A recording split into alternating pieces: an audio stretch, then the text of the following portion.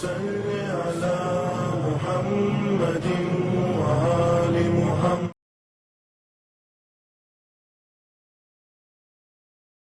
السلام علیکم ورحمۃ اللہ وبرکاتہ. پروردگار عالم سے استدا ہے کہ جہاں بھی رہیں خوش رہیں، آباد رہیں، شاد رہیں.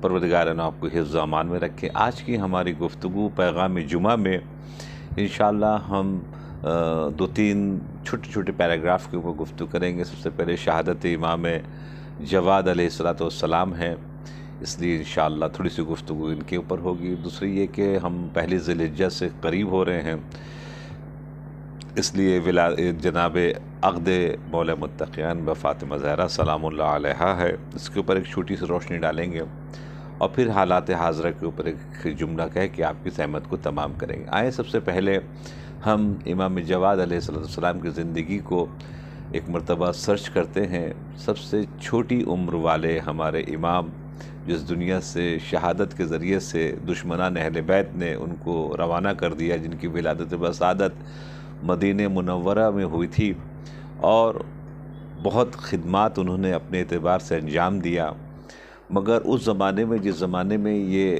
زندگی انہوں نے گزاری ہے امامت والی، تو اس وقت مأمون تھا، معتصم تھا. تو مأمون نے ایک سسٹم رکھا تھا امام رضا کے زمانے میں بھی اور امام محمد تقی کے زمانے میں بھی، ڈیبیٹ کا. اور امام رضا میں بہترین تو ہمارے ہر امام ہیں، اور امام محمد تقی علیہ السلام بھی چونکہ بچپنے میں امامت کے درجے کے اوپر فائز ہو گئے تھے، تو اس نے فوراً اپنی بیٹی ام الفضل سے رشتہ بھی لگوا دیا تھا. تو کچھ لوگوں نے اعتراض کیا تھا یہ کہتے ہوئے کہ یہ اتنے چھوٹے سے شخصیت کو آپ اپنا داماد کیسے بنا رہے ہیں اور آپ اتنے احترام کیوں کرتے ہیں؟ تو کہا تمہیں کیا پتہ، کہتے ہیں جوہری پہچانتا ہے جوہر کو گوہر کو. تو ایک مرتبہ امام محمد تقی علیہ السلام کے امتحان جو ہے لینے کے لیے اس نے کہا جتنے بڑے بڑے علماء سب آ جائیں. تو ایک شعبہ ہے ڈیبیٹ کا. افسوس کی اس بات ہے یہ کہ ہمارے یہاں پر تعلیمی نظام میں جو حوزوی ہے اس میں ایک بہت بڑا جو خلا ہمیں محسوس ہوتا ہے وہ یہ ہے کہ نہج البلاغہ کے اوپر اور قرآن کے اوپر یہ ہمارے دو بہت امپورٹنٹ کتاب ہے، اس کے اوپر مستقل طور کے اوپر تفسیر اور قرآت کے اوپر کام ہونا چاہیے، ان دو کتابوں کے اوپر. اور جو ہمارے معاشرے میں بہت امپورٹنٹ ہے وہ ہے ڈیبیٹ کے اوپر کام ہونا چاہیے. ان دونوں چیزوں کو بالکل نظر انداز کر دیا جاتا ہے. جو اپنی کمی ہے اس کو بھی انسان کو بیان کرنا چاہیے، نظر انداز کر دیا جاتا ہے، جس کے سبب سے بہت سی جگہ کے اوپر بڑے بڑے نقصانات ہوتے ہیں. کیونکہ یہ حوض علمیہ کی ذمہ داری ہے کہ تو وہ خالی وہ صرف گرامر کے اوپر اور منطق کے اوپر اور فلسفے کے اوپر اس کے اوپر لگ کر بیچارے کی 20-25 سال عمر جناب والا جو ہے اس طرف خرچہ کروا دیتے ہیں. تو جو امپورٹنٹ ہے نہج البلاغہ ان قرآن کریم اور ڈیبیٹس، تو یہ تقریباً اس میں معاملہ ذرا سا پیچھے رہ جاتا ہے. بہت ریئر لوگ نکلتے ہیں ڈیبیٹر. یہ ایک بہت خاص شعبہ ہے جس کے اوپر ہماری نظر نہیں جا کے ہندوستان اور پاکستان میں اس کی سخت ترین ضرورت ہے، چونکہ ہم ہمیشہ اپوزیشن کے سامنے میں کھڑے ہوئے ہوتے ہیں. اور ڈیبیٹ میں جو بات جو ہوتی ہے وہ بات مکمل طریقے سے سند کے ساتھ ہونی چاہیے، اس کے ساتھ ساتھ قرآن کی آیت ہونی چاہیے. جملے بازی سے صرف ممبر کے اوپر چلے گا، ڈیبیٹ پہ جملہ بازی جناب نہیں چلتا ہے. ڈیبیٹ پہ آپ کے لیے مکمل طریقے سے علم ہونا چاہیے، اس کے ساتھ حوالے جاتے. تو امام محمد تقی علیہ السلام کے زمانے میں یحییٰ ابن اقسم جو بہت بڑا مناظر تھا، عالم تھا اہل سنت والجماعت کا، اس سے مناظرہ ہوا ہے امام محمد تقی علیہ السلام کا، جو مرتب کروایا تھا مأمون نے، اور دکھانے کے لیے کہ دیکھو یہ شیعوں کے عالم دین یا شیعوں کے امام کتنے امپورٹنٹ ہوتے ہیں، بچپنے ہی میں کتنے زبردست عالم ہوتے ہیں. تو علم کو تولنے کے لیے اس نے ڈیبیٹ کا معاملہ کیا تھا. تو ایک طریقے سے ہم نے جو یہ پہلا لفظ کیا ہے وہ اسی طرف اشارہ کرتا ہے. یہی ابن اقسم نے مثال کے طور کے اوپر ایک سوال یہ سوچ کے کیا کہ تو چھوٹے ہیں ان کو کیا پتہ ہے. تو ایک مرتبہ سوال کیا کہ اگر کوئی احرام میں اگر شکار کر لے، یہ ابن اقسم پورے سنی علماء بڑے بڑے امام جو تھے اس وقت سب بیٹھے ہوئے ہیں، جس کو کہتے ہیں مرجع تقلید اس زمانے کے، کہ اگر کوئی حالت احرام میں اگر کوئی شکار کر لے تو آپ کیا کہیے گا، کیا کرنا چاہیے اس کا کفارہ؟ تو امام نے کہا تمہارا سوال ناقص۔ دیکھیے پہلا حملہ ڈیبیٹ میں یہ ہوتا ہے کہ جو آدمی سوال کرے اس سوال میں سوال پیدا کرے۔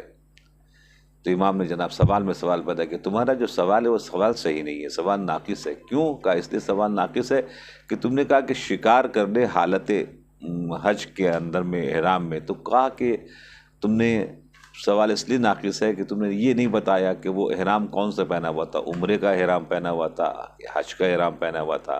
تم نے یہ نہیں بتایا کہ وہ جانور چوپایا تھا، 4 پیر والا تھا، ہاتھ پیر والا تھا یا پرندہ تھا۔ تم نے یہ نہیں بتایا کہ وہ جو شکار کرنے والا تھا وہ غلام تھا یا آزاد تھا۔ تم نے یہ نہیں بتایا کہ وہ شکار اس نے رات میں کیا تھا یا دن میں کیا تھا۔ تم نے یہ نہیں بتایا تھا اس نے پہلی مرتبہ شکار کیا تھا یا بار بار شکار کر چکا تھا۔ تم نے یہ نہیں بتایا کہ شکار کرنے کے بعد وہ شرمندہ ہوا یا نہیں ہوا، کہ وہ اپنے بات کے اوپر اٹل رہا۔ یہ جو لائن سے سوال کے اندر میں سوال جو امام نے کیے، یہ ہمیں اور آپ کو درس دیا ہے کہ دیکھو مناظرے اور ڈیبیٹ کا طریقہ کیسا ہوتا ہے۔ ڈیبیٹ کا طریقہ انہوں نے خود امام نے اپنی 9 سال کی زندگی میں کر کے دکھایا پوری دنیا والوں کے سامنے کہ دیکھو اس انداز سے جناب والا مناظرہ ہوتا ہے۔ اب ان سوال کے اندر میں سوال کو سن کر دشمن جو ہے مبہوت ہو گیا، جواب تو بہت دور کی بات ہے، سوال ہی میں پھنس کے رہ گیا۔ تو ایک مرتبہ جو اپنے بہت بڑا غرور تھا کہ میں بہت بڑے عالم ہیں اور بہت یہ خیر وضو اور نماز کے مسائل تو جانتے ہوں گے، حج کے مسائل ان کو پتہ نہیں ہوگا۔ اب حج کے مسائل میں جو سوال پیدا کیا، اس کو اپنی حیثیت سمجھ میں آ گئی کہ ہم جس کے سامنے بیٹھے وہ کوئی معمولی چیز نہیں ہے، بہت اونچی چیز ہے، اور اپنے آپ کو سلنڈر کرتے ہوئے کہا کہ وہ آپ ہی بتا دیجیے، آپ سے استفادہ کریں گے۔ تب امام نے ایک ایک الگ الگ شعبے کا الگ الگ کفارہ بتایا کہ دیکھو اس میں کفارہ یہ ہے، اس میں کفارہ یہ ہے، اس میں کفارہ یہ ہے۔ پھر امام نے کہا کیا میں آپ سے سوال کر سکتا ہوں ایک عدد؟ تو چونکہ پہلے ہی معاملے پر ہار چکا تھا، دوسرے سوال میں خود بخود سرنڈر کا کہا کہ اگر معلوم ہوگا تو جواب دیں گے، نہیں معلوم اگر ہوگا تو آپ سے استفادہ کریں گے۔ تو ایک مرتبہ امام نے سوال کیا، امام نے کہا کہ ایک عورت ہے جو صبح میں حلال ہے، ظہر کے وقت حرام ہو گئی، پھر عصر کے وقت حلال ہو گئی، پھر مغرب کے وقت حرام ہو گئی، پھر عشاء کے وقت حلال ہو گئی، وہ کون عورت ہے؟ یہ سوال کو سن کے اس کا خود دماغ خراب ہو گیا کہ ایک عورت حلال حرام ایک ہی دن کے اندر میں۔ تو ایک مرتبہ جو ہے کہا کہ مجھے تو اس کا جواب سمجھ میں نہیں آتا، آپ ہی اس کا جواب جناب دے دیں۔ تو امام نے فرمایا کہ ایک عورت ایک آدمی کے اوپر حرام ہے، یعنی مثال کے طور کے اوپر اجنبی عورت، اس نے نکاح کر لیا، نکاح کرنے کے بعد جو ہے جناب حلال ہو گئی اس کے اوپر، اس نے زہار کر دیا، زہار یعنی کہ پشت زن کو کہہ دیا کہ یہ میری ماں کے پشت کے جیسے ہے، تو وہ حرام ہو جاتی ہے، اس کا کفارہ ہے، تو حرام ہو گئی۔ پھر کفارہ دیا، حلال ہو گئی۔ پھر اس کو طلاق دے دیا، پھر حرام ہو گئی۔ اس کے بعد پھر اس کو جب طلاق دے دی تو غلام تھی، غلام بن گئی وہ، تو اس کو خرید لیا، پھر حلال ہو گئی۔ پھر آزاد کر دیا، پھر حرام ہو گئی۔ تو اب یہ جو چیزیں جناب امام کی ایک مرتبہ سنا، اس نے سننے کے بعد تمام جتنے بھی بڑے بڑے علماء تھے انہوں نے کہا کہ یہ آل محمد کے گھر کے علاوہ یہ علم اور کوئی دے نہیں سکتا۔ دیکھا آپ نے، ہمارے اماموں نے ہمیشہ ہمیں عزت دلوائی ہے علم کے ذریعے سے۔ تو جو چیزوں کی کمی ہے ہمیں چاہیے کہ اس کمی کو ہم دور کریں۔ تو یہ جو ہم نے شروع میں بتایا ہے نہج البلاغہ عین قرآن اور ڈیبیٹس کا مسئلہ جو ہمارے معاشرے میں بہت سخت ضرورت ہے، وہ اس کے اوپر بہت کم کام ہو رہا ہے، جس کے اوپر امام کی زندگی سے ہم نے آپ کی خدمت میں پیش کیا۔ اب مرحلہ ہے جب ہم جس امام کو مانتے ہیں تو ان کو بھی مانیں، ان کی بھی مانیں۔ آئیں ہم امام کے چند اقوال پیش کرتے ہیں، اس کے بعد چونکہ شارٹ پیراگراف ہے، اس کے بعد ہم دوسرے پیراگراف کی طرف انشاءاللہ تعالی روانہ ہو جائیں گے۔ امام نے فرمایا لو سکت الجاہل مختلف الناس، امام محمد تقی کا قول، اس کے اوپر عمل کریں۔ کہیں جھگڑا ہو رہا تو سمجھ لینا ایک طرف کوئی نہ کوئی جاہل ضرور ہے، چونکہ پڑھے لکھے لوگ جھگڑا نہیں کرتے، پڑھے لکھے لوگ خاموش قالو سلامہ کہہ کے آگے بڑھ جاتے ہیں۔ کہیں اگر آپ کو نظر آئے کہ چلا چلی یہ وہ دھام دھوم، سمجھے کوئی نہ کوئی ایک جاہل ضرور ہے جناب۔ لو سکت الجاہل، اگر جاہل خاموش ہو جائے، مختلف الناس، تو جھگڑے ختم ہو جائیں گے۔ تو لہٰذا جو صاحب علم ہے اس کو چاہیے کہ خاموش ہو جائے اور پیچھے ہو جائے، تاکہ مثال کے طور پر کوئی معاملہ آگے نہیں بڑھے۔ المؤمن یحتاج الی الثلاث خصال، مومن تین چیزوں کا محتاج ہے، اور تین چیزیں اس کے اندر میں بالکل ہونی چاہیے اگر وہ مومن ہے تو۔ توفیق من اللہ عز و جل، اللہ کی طرف سے توفیق، ہمیشہ اللہ کا دامن تھاما رہے۔ اگر اللہ کا دامن تھاما رہے گا تو آج نہیں تو کل صحیح اس کی مشکلات دور ہو جائے گی، اور اگر اللہ کا دامن اگر نہیں تھاما تو پھر تک میں اس کے پاس بچتا کیا ہے؟ جس کو مولا متقیان نے فرمایا کہ اگر تجھ کو پا لیا تو اس نے کھویا کیا، اور تجھ کو اگر کھو دیا تو اس نے پایا کیا۔ اس کے بعد کہتے ہیں وَعِزْ من نفسی، اور اندر سے جو نصیحت آ رہی، ہمیشہ تقریباً آپ دیکھیے کہ قوت ہے آپ کے جسم کے اندر میں جو آپ کو بول رہی ہوگی یہ صحیح یہ غلط ہے، صحیح کو صحیح بتا رہی ہوگی، غلط کو غلط بتا رہی ہوگی۔ جو صحیح جو اندر سے آپ کو نصیحت مل رہی ہے، مثلا جھوٹ نہ بولو، تو جھوٹ اندر سے بولے کہ غلط بات ہے، تو بھی جھوٹ نہیں بولنا چاہیے، دھوکہ مت دو۔ جب ہم اپنے اندر میں بالکل صحیح رہیں گے تو سامنے والے کے اوپر آپ بالکل اطمینان سے اعتبار کیجیے گا، کیوں؟ اس لیے کہ ہم درست ہیں۔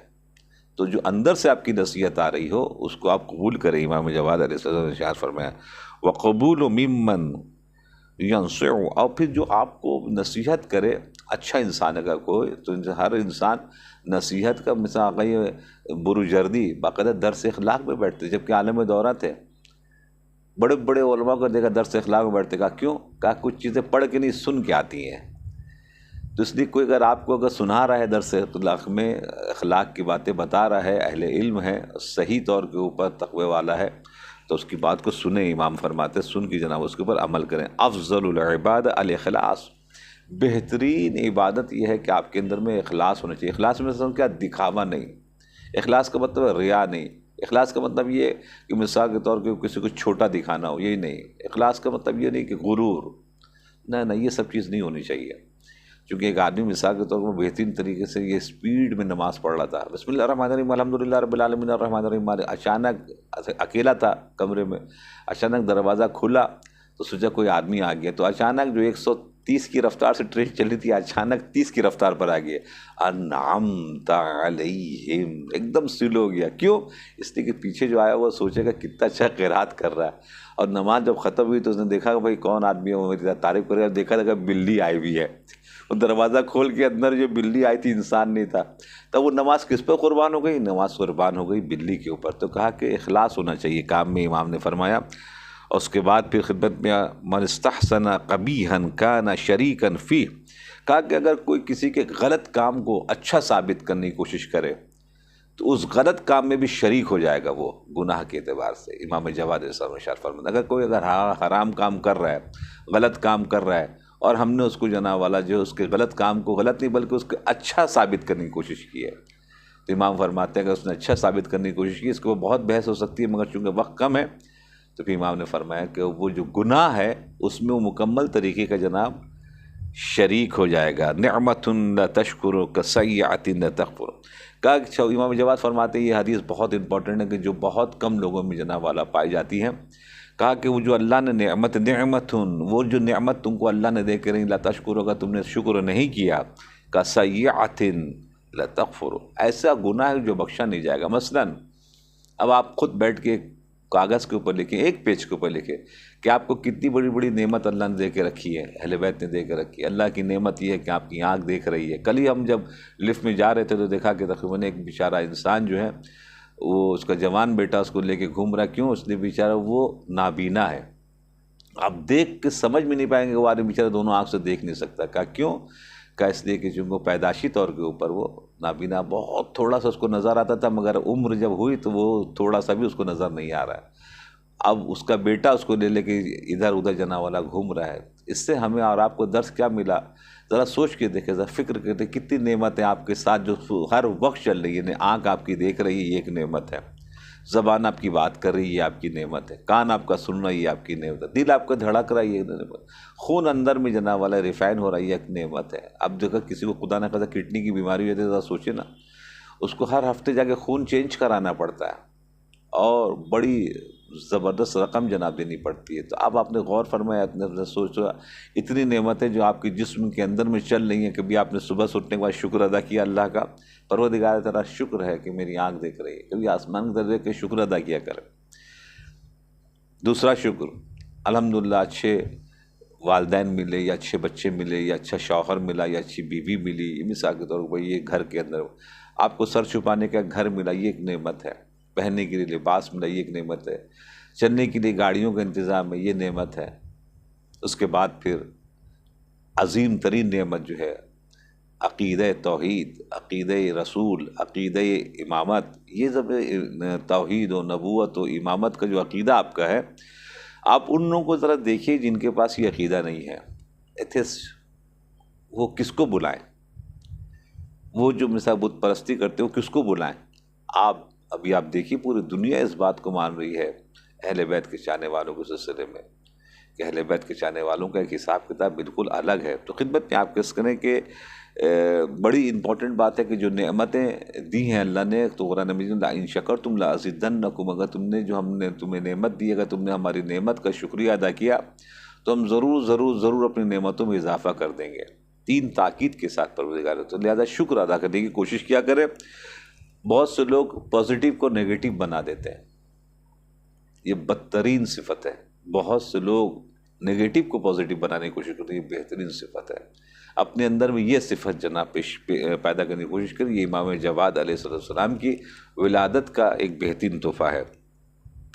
موت الانسان بالذنوب اکثر من موتہ بالعجل، کہتے ہیں انسان کی موت گناہوں کے ذریعے سے ہو جاتی ہے، اور موت کے ذریعے سے تو نظر آتی ہے۔ مثال کے طور کے اوپر حقیقت میں تو بہت سے لوگ جو چل رہے پھر رہے ہوتے ہیں، ہم سمجھ زندہ ہیں، نہ نہ نہ نہ، وہ گناہوں کے ذریعے سے مر چکے ہوتے ہیں۔ مثلا صدام، اتنا انسانوں کو اس نے مارا تھا، قتل کیا تھا، غارت کیا تھا۔ مثال کے طور پر محمد ابو بکر بغدادی، کتنے لوگوں کو اس نے جو ہے موصل میں مارا ہے، بغداد میں مارا ہے، سیریا میں مارا ہے۔ کیا وہ صحیح طور پہ وہ زندہ تھا؟ نہیں، وہ مر چکا تھا، وہ مرا ہوا انسان تھا جو زندہ ہے۔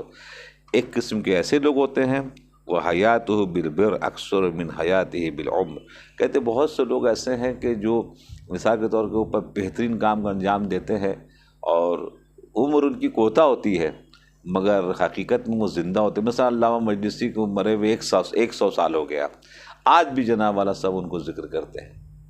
تو لہٰذا امام کی ان اقوال کو، جس کی تشریح بہت لمبی چوڑی کی جا سکتی ہے مگر ٹائم نہیں ہے، دوسرا پیراگراف شارٹ کہہ کے آپ کی بات کو تمام کرتے ہیں۔ ہم عقد فاطمہ زہرا سلام اللہ علیہا سے قریب ہو رہے ہیں، تو ایک مرتبہ ان تاریخوں میں شادیاں جو ہو رہی ہیں، خدا انشاءاللہ اس کو مبارک کرے اور میں نے محفوظ رکھے دشمنوں کی شر سے۔ آج کل کے زمانے میں بہت سخت ہو گیا ہے شادی کے مراحل کو انجام دینا۔ اے کاش ہمارے عالم دورہ کی طرف سے ایک ایسا پینل بیٹھے کہ جو شادیوں کے مسائل کو تقریباً دیکھے۔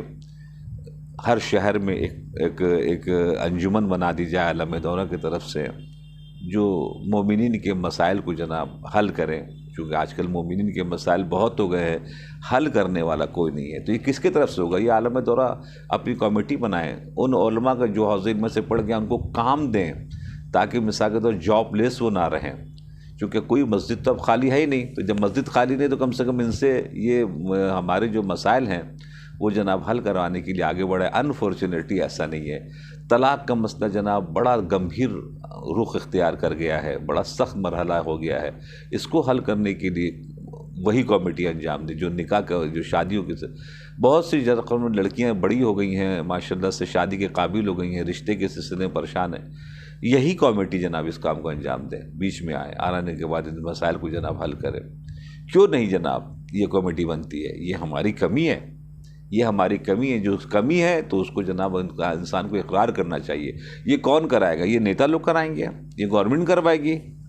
کہ جو ریلیجیس لیڈرز ہیں ان کو چاہیے کہ مثال کے طور کے اوپر اس سلسلے میں ایسی کمیٹی بنا کے نکاح کے مسائل ہیں، طلاق کے مسائل ہیں، جھگڑے کے مسائل ہیں، مثال کے طور کے اوپر شادی کے بہت سے مسائل ہیں کہ جو جناب حل کی جاتے ہیں۔ بہت سے لوگ مثال کے طور پہ مانگتے ہیں ان کو جہیز چاہیے، تو جہیز چاہیے تو کوئی مسئلہ، جناب فاطمہ زہرا کو مانتے ہیں نا؟ بالکل، مولا علی بالکل مانتے ہیں۔